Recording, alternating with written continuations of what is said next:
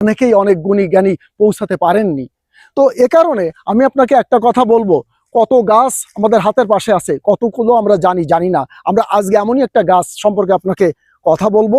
আসুন দেখাই। হ্যাঁ আসুন দেখাই। এই একটা গাছ, এখানে অনেকগুলো গাছ লতা পাতা ঝুঁকে আছে, তার ভিতরে একটা গাছ, এর নাম শিমুল গাছ। এই নিয়ে কত, এর যে ফুল যখন ফোটে, লাল ফুল বসন্তকে রাঙিয়ে দেয়।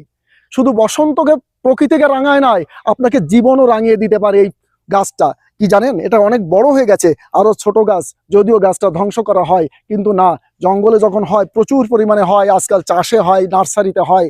এর যে গাছটা আপনি এক টান দিয়ে তুলুন, দেখবেন সাদা একটা মূল পাবেন, মূলোর মতো দেখতে।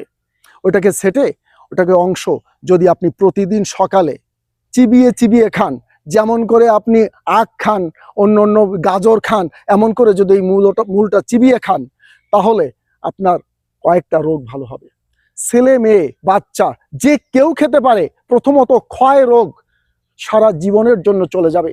যে সমস্ত পুরুষ বলছেন যে আমার বীর্য পাতলা, আমি সহবাসে যেতে পারি না, এমন সব সমস্যা যদি থাকে, সে সমস্যা চিরতরে চলে যাবে। কারণ আপনার বীর্যটা হয় মাখনের মতো আঠালো। এই শিমুল মূল আর ক্ষয়রোগ চিরতরে চলে যায়। আপনি শুধু এইটাকে জানুন, এটাকে সংগ্রহ করুন, দেখবেন শহরে বাজারে অনেকে বিক্রি করতে নিয়ে আসে অনেকগুলো মূল। ঢাকার শহরে, খুলনা শহরে, যে কোনো জায়গায়, বরিশাল, আপনি শহরে গেলে পাবেন ভেষজ মূল যেখানে বিক্রি হয়, সেখানে শিমুল মূল আলাদা করে বিক্রি হয়। আপনি এই মূলটা ব্যবহার করবেন, উপকৃত হবেন, আর আমার জন্য একটু দোয়া করবেন। আর এই যে ভিডিওটা আপনি দেখলেন, অপরকে শেয়ার করে দিবেন, যাতে করে আরো মানুষ জানতে পারে, বুঝতে পারে এবং উপকৃত সম্পর্কে